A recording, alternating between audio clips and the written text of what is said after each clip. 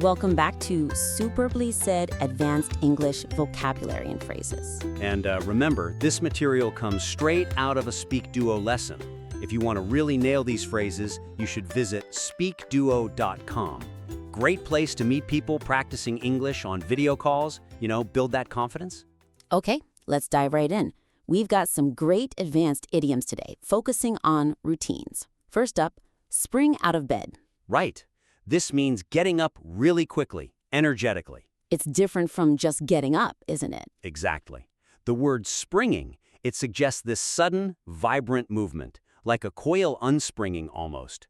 You'd use it to show real energy, or maybe urgency.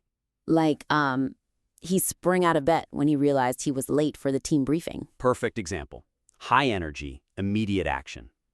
Okay, but what about the opposite? If you're slow to start. Then might stumble groggily. That's moving, unsteadily. Clumsy, half asleep? So it's not just moving slowly, it's that mental state too. That sleepy clumsiness. Precisely. That foggy, just woken up feeling. It really paints a picture. Like he stumbled groggily into the kitchen for coffee. Needs that caffeine fix. Definitely. We've all been there. Eventually, though, even after stumbling, you hopefully come to life. Yeah, you become more active, more lively, energetic. So it's a clear shift from sluggish to vibrant. Absolutely. It marks that transition. It's great for describing, say, a place waking up. You might say in an IELTS answer, the financial district really comes to life after the 9 a.m. bell. Okay, makes sense. And once you've come to life, maybe had that coffee? Then you aim to hit your stride. Hitting your stride. That's reaching peak performance, right? Getting into the flow? Spot on. It's not just making progress. It's reaching that optimal rhythm where things feel, almost effortless. You're really performing well. You could tell your boss maybe, I usually hit my stride in the late morning after handling all the urgent emails. Exactly. Shows you found your rhythm for the day. But if you push too hard, work too late. Then you might crash around a certain time, like crash around midnight. Meaning you suddenly get super tired and just fall asleep? Yes. The key is suddenly. It's usually unplanned, driven by exhaustion. It's much more abrupt than just going to sleep. Like after pulling an all-nighter, you don't just go to bed, you crash. Yeah. After pulling 2 all-nighters, I usually crash around midnight. Got it. Now sometimes when you're in that stride, deep in focus. You might coast past something? Yeah, like coasting past your bedtime. What does that imply? It means you continue smoothly, almost without noticing, beyond a certain point or limit. Effortlessly, often unintentionally. So you're not deliberately ignoring your bedtime, you're just carried along. Exactly. Like when you're absorbed in a great book, you might just coast past midnight without realizing. Speaking of books and getting absorbed, cast yourself in a role. Ooh, interesting one. It means imagining yourself as a character in a story or situation. How's that different from just imagining something? Well, casting yourself implies taking on a specific, defined role within a kind of narrative you're building in your head. It's more active, more structured. Like playing a part in your own mental movie. Sort of. You could say, maybe for IELTS Part 2, I often cast myself in the role of the problem solver whenever I read a complex novel. Nice. And finally, after all the intensity, the springing, hitting strides, crashing, maybe you need to send something back to baseline. Right. Resetting things, returning to the normal, original state. Why baseline instead of just back to normal? Baseline feels a bit more formal, maybe more objective. It suggests a known starting point, often used in professional or technical contexts. Okay, so after the intense project launch, we need to send the team schedule back to baseline, like back to its standard setup. Precisely. Resetting the routine. All right, great nuances there. Let's see if everyone's got the hang of these. Time for a quick quiz. Question 1.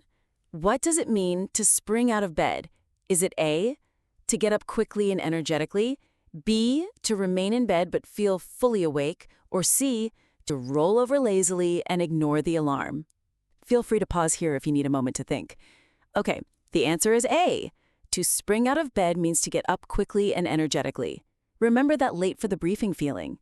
Question 2. If someone crashes around midnight, they A, fall asleep suddenly due to exhaustion, B, stay awake and feel more productive, or C, begin preparing for an early morning start? The answer? It's A. To crash around midnight is to fall asleep suddenly from exhaustion. Think about those all-nighters. Question 3. To stumble groggily means A, to rush around into panic, B, to fall asleep while standing, or C, to move clumsily while half asleep. And that one is C. To stumble groggily is to move clumsily while half asleep, probably on your way to the coffee machine. Question 4.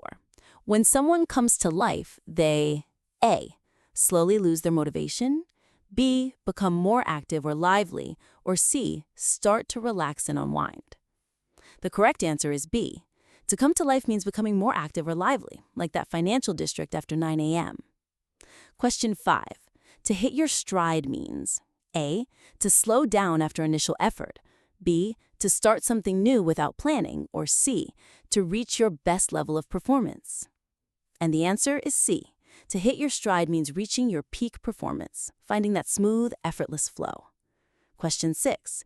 If someone coasts past bedtime, they A, stay awake without realizing the time, B, go to sleep exactly at their routine time, or C, wake up much earlier than usual. Okay, the answer here is A. To coast past bedtime means staying awake smoothly, often unintentionally, beyond your usual time, like when lost in that book. Question 7. To cast yourself in a role means A, to audition for a theater performance, B, to imagine yourself as a character in a story, or C, to criticize how others perform their roles. The answer is B. To cast yourself in a role is to imagine yourself as a specific character within a narrative structure. And our final question, number 8.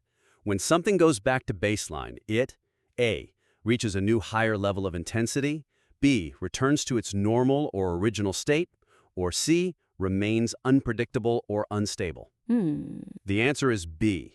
When something goes back to baseline, it returns to its normal or original state. Think about resetting that team schedule after a big project. So there you have it. 8 really useful, nuanced phrases. Using these, from springing out of bed right through to getting back to baseline, can really add depth and confidence to your English. Absolutely. Don't forget to check your email for the daily quiz and a review of today's phrases. Thanks for tuning in to this critique.